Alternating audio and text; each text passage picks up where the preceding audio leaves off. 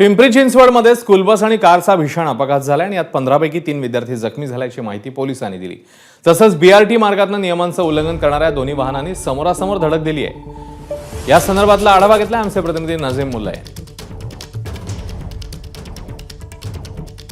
पिंपरी चिंचवडमध्ये school bus आणि कारचा भीषण अपघात झालाय आणि हा अपघात किती भीषण होता ही सांगणारी ही दृश्य आहेत।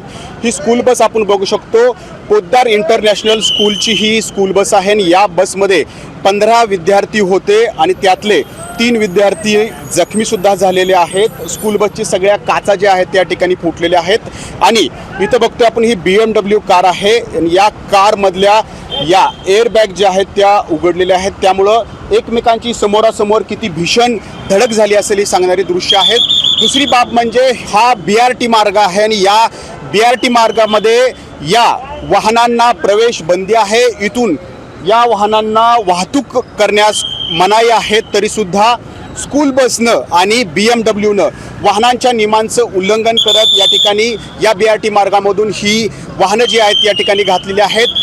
पिंपरी पोलीस जे आहेत ते आता या वाहन चालकाचा शोध घेते आणि स्कूल बसचा चालक जे आहे त्याच्याकडे सुद्धा चौकशी सुरू आहे आणि हा भीषण अपघात आत्ता काही वेळापूर्वी म्हणजे 12:15च्या दरम्यान झालेला आहे। सुदैवानं यात कोणतीही जीवितहानी मात्र झालेली नाहीये। नजीम मुल्ला, ABP माझा, पिंपरी चिंचवड। ABP माझा, उघडा डोळे बघा नीट।